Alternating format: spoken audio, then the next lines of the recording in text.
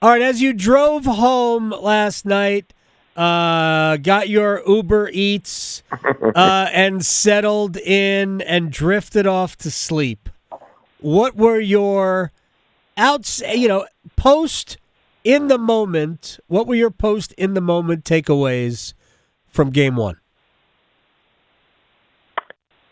They were that the Hurricanes, even in their best period, the first period, Yep. whether it be rust, even though they had practiced Sunday and Monday, I think the better likelihood is, this is a big stage. And there was no problem whatsoever with the energy, the intensity. I thought at times potentially overly physical, because in some ways that plays into Florida's hands. But the Hurricanes show that they can certainly play that game. I think it's important moving forward to pick and choose your spots from that standpoint. But my big takeaway was the fact that, the Hurricanes, I thought, beat the puck up. I thought they looked hyper at times. They looked antsy at times. And so being able to find that balancing act of the intensity that was there, but then settling your hands, whether it be, executing passing that leads to good chances, and then the ability in scoring chances, shooting opportunities that are hard to come by, to have it pop off your stick. I thought there was a stark difference between both teams from that standpoint. And at the end of the day, a big takeaway for me, too, especially the goal from Verhaeghe, where, by the way, he held on to the puck. That was the non-antsiness that I thought Carolina had, and the Panthers hadn't had a sniff on that power play. That's a particularly big goal, and Bennett's, for me, not as big, but at the power play in the third period where you hadn't given up anything, you're just about to the finish line on a kill, and those are daggers. I guess the one other thing for me would be, when you get that goal late in the first period, your second periods, I believe until last night, you had never been outscored in the second period at home. Florida, tremendous road team, we both know. The way that Florida settled themselves after that late Aho goal, and the Hurricanes couldn't build upon it. Those were my big takeaways as I drove home after the game. Yeah, I talked a lot last night after when I started the podcast that. And I've always thought this about sports, that it really comes down to moments. Your phrase, which I love, is can you grab the moment and not let the moment grab you? I don't think Carolina won any of the big moments last night. I'm actually just looking at a highlight because Nico Mikkola, whom I thought might be a weak link for Florida on the blue line, who played a great game last night. Maybe one of the 3 stars. Maybe he was the first star. I don't know if it wasn't Bobrovsky. I thought Mikkola was excellent. But he's the defenseman back on the 2-on-1 with Aho and Jarvis inside the first 2 minutes of the game. And to me, you and I have seen this before, where Sebastian was never threatening as a shooter. He was always going to pass the puck, and he passed it even though there was no pass to make at that point because Mikkola was already down. To me, I thought that was a moment that Carolina needed to do more with, even if they don't score. Got to make Bob make a save, no? Yeah, I'm glad you brought that up because, typically on a 2-on-1, if the pass is going to become available, for fans, the area to look at is the top of the circle. Right. And, that's when that passing lane is most available. And that attempted pass came after that. And at the very least, if you're going to attempt to pass the puck, you've got to be deceptive with your eyes. You've got to be looking at Bobrovsky the whole time that he thinks you're going to shoot, that Mikkola thinks you're going to shoot. So if you're not going to shoot, you need to be deceptive. And, then I thought Aho was very good last night. Yeah. But, you need him to be able to produce. I know he got a goal, but, even and he was dangerous. And so if Carolina is going to have success, that's potentially a very encouraging sign. He had that breakaway late in the first period. Against Logan Thompson in the second round, he was deep, even on breakaways. That's why I thought Hall in Game 4, that big goal, shooting in stride, was smart.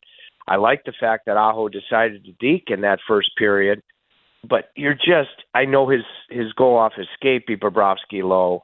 I do not like shooting if you have a breakaway opportunity because he challenges so much. He's a great skater.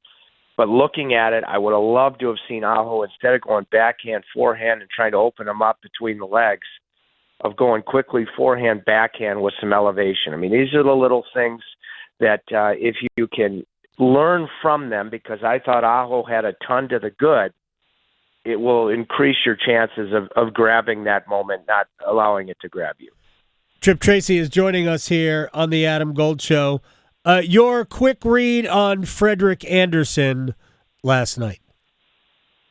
I think this is the first time in the playoffs that Andersen he's been brilliant, has faced adversity. I was taught at a young age as a goaltender that you've got to own the short side no matter what. Even, if a goal perfect placement comes out of a bazooka. That's at least how I was taught. Now, Verhaeghe did what Carolina didn't do. Like, I think a Roslovic's chance when Bobrovsky, that same end of the rink, didn't have his stick in the second period. Verhaeghe did a great job of holding onto the puck after he got it from Barkov on the half wall to allow it to settle. And then when he went from forehand, backhand, exhibiting patience, he forced Andersen to go down. And then it's a perfect shot to the short side. You'd love to own the short side. You hadn't given up a chance on that Florida power play. Morrow's caught in no man's land after an atypical Jordan Staal turnover on the Ekblad goal. Tough for him to see it. The glove side upstairs seemed to be a popular location on Freddie. Sergei certainly outplayed him. For me, this is the first adversity that Freddie has faced in the playoffs, so this is his chance to rebound tomorrow night, just a little bit off. That has been atypical for him, and he'll have to find a way. Not easy, but he's going to have to find a way to outplay Bobrovsky tomorrow. All right, you mentioned Scott Morrow. I thought it was a tough night for him. I thought even the stuff that he normally would do well, on the offensive side of the puck, I thought he was tentative and just lacked that conviction that you need. I thought there were times where he had opportunities to just get off quick shots, and he kind of played with the puck first, and then that quick shot isn't even there anymore. My guess is Rod will probably go back to Alexander Nikishin if Jalen Chatfield isn't available.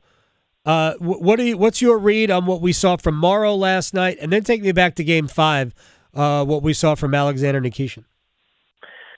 I thought that Morrow struggled.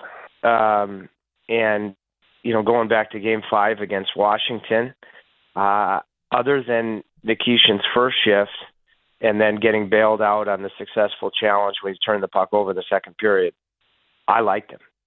I've spent a good amount of time with him. I think that he's going to improve rapidly. I thought he was dangerous offensively, especially at home. When you control last change, giving Alexander Nikishin with that big shot, giving him offensive zone starts. For me, if Chatfield can't go, it's absolute. You go to Alexander Nikishin. And then the other thing that I think about when I look at the ice time last night, you and I have talked about this. Tim Gleason has done a fabulous job throughout the season, and then you get two short series of really distributing the ice time. So if Chatfield can't go, and it's been mixed messages, so I just don't have a feel if he's close to available or not. But if he can, obviously that's a significant loss. For me, it's got to be Nikishin. You see where he's at, and if the moment is a little big, and I've got belief in this kid, I do. But you gauge that, and if you need to use 5 defensemen, you bump up Slavin's minutes in particular. He is capable of more. You're well rested with 2 short series. If for whatever reason you're in a spot where you've got to lean on 5 guys, you can do it. And you can increase those minutes. You prepared for it by the way you've distributed the ice time this entire season and with the 2 short series in the postseason. It's right there on the table for you that you can spread around those extra minutes and really, if you need to, play 5 guys. And I don't think you'll have a problem doing it. The guys can handle it. Would you play Nikishin with Dmitry Orlov almost exclusively, even though they're both left shot? I mean, you and I have talked about this before. I think Orlov plays his offside as well as he plays his natural side. Would you do that? I would have a mix of both Orlov and Gostisbehere. Because I thought Gostisbehere playing his offside with Nikishin in Game 5 in Washington might have played the best defensive game I've ever seen him play. I love Gostisbehere last night. I would have loved to have seen him stay a little bit more covert with how well he was the one player that truly looked skilled for Carolina and dynamic. Then obviously, what happened with Marchand late in the game. That got Florida's attention. Yeah. You move on now, but I would have loved to have seen Shane Gostisbehere, who I thought was excellent last night, continue to be covert. But if it is Nikishin, and if Chatfield can't go, for me, that's a no-brainer that it is. You again see where he's at, and then you mix and match. And he could play shifts with Slavin. He could play shifts with Gostisbehere, who I loved on his offside in Washington. And I would certainly give he and Orlov a look because, as I've told you so many times, aside from the ability to communicate Russian to Russian, at times I've liked Dmitry Orlov better on his offside than on his natural side. I think the communication thing is probably the biggest thing that the head coach is thinking about. With as much communication as they need defensively, that maybe Orlov and Nikishin at least would be a natural pairing. Right there. Would you make any other lineup changes, Tripp Tracy? Yes, I would. Assuming Jankowski is fit and ready to go, the way he played when he came in the New Jersey series, I would Jankowski for me in the lineup. And you'd have a couple of decisions to make when you look at however you number them, your third and fourth line centers. When you take, of course, Aho and Stahl out of the equation as to who he'd come in for.